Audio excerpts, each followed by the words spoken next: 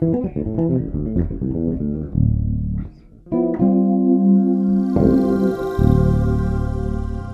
this is Joe Hubbard from JoeHubbardBassVideos.com coming to you today with another lesson.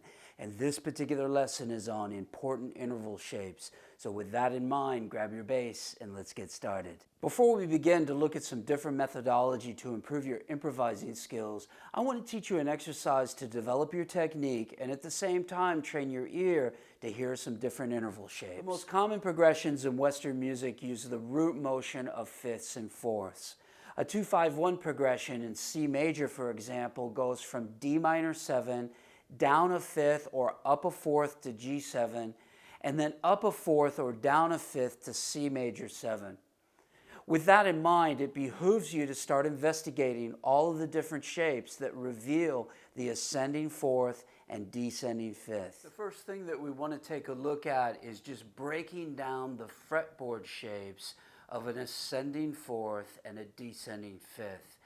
The key secret to understanding shapes on the fingerboard is that you need to know more than one. So bear that in mind as you're learning these various things. So if we take the ascending fourth, I can finger that here with my first finger. I can finger it with my second finger. I can finger it with my third finger or my fourth finger. Now bear in mind when you have the interval of an ascending fourth that you can actually articulate these shapes three different ways. One way is that you play it with the individual fingertip like I just did. So if I go from here to here, and I did that with the second finger, with the third finger, and then with the fourth finger. And that's quite hard to get a really clean tenuto sound, which means holding the note for the full duration when you're using this sort of finger articulation. The next thing that you can do is you can split it between different fingers. So I could actually go 1 to 2, or 2 to 3, or 3 to 4. And then the last way is that I can bar the actual fourth. So I can bar it with my first, with my second, with my third, or with my fourth. Now, when we look at the fourth, where this is all of these four combinations here was going across an adjacent string. But if we keep it to a single string, and this is probably less common, but something that you should take a look at, is if I'm here on this D and I go up here and I have to shift up to the G. So understanding that's where that fourth is. Or if I'm on G and I go to C, or if I'm on the C, I go to F above. Every now and again, you might want to change directions and understand that distance. It's not going to be as common as the other ones that we're taking a look at, but it's worth you having a real good little understanding of that as we go along. Now, the descending fifth, what we have here is that, and let's say I'm on an A, and I descend down to the D, okay, here. So remember, the inversion of the ascending fourth is the descending fifth. So some guys get a little confused on this, but this is very important to understand is interval inversions. So if I'm here and I'm on the fourth going, on the A rather, going up a fourth to the D, and then I'm back to my A going down a fifth to the D, it's the same note. So an ascending fourth inverts to a descending fifth. So we got to learn the descending fifth patterns as well. So again, I can go 3 to 1, or I could use a compression fingering and just go 4 to 1. Okay, I could go 4 to 2. Okay, don't really have any other fingerings there that are economical. So it's either 3 to 1.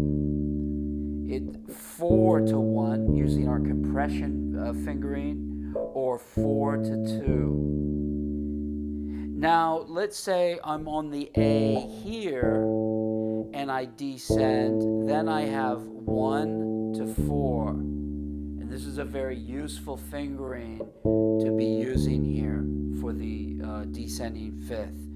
So again, putting that together, I've got the 3 to 1, 4 to 1, 4 to 2, or the 1 going down to the 4. Okay, now you practice. The aim of this exercise is to take ascending fourths and descending fifths and move them from the bottom up and from the top down all over your bass. Start by mapping out a blueprint of where you're going, and then slowly start to freely improvise with this concept all over your fingerboard.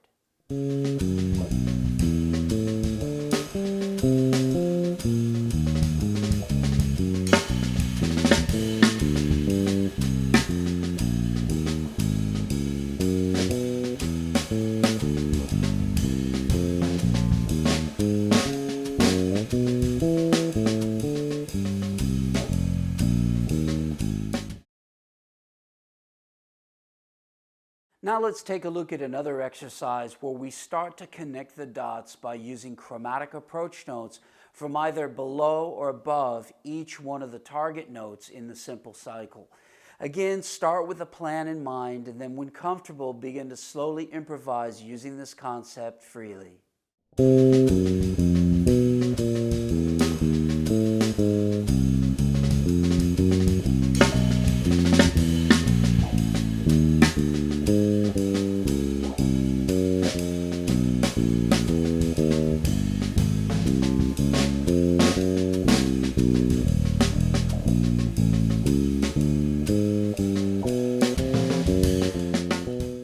Well, I hope you had a good time learning this material.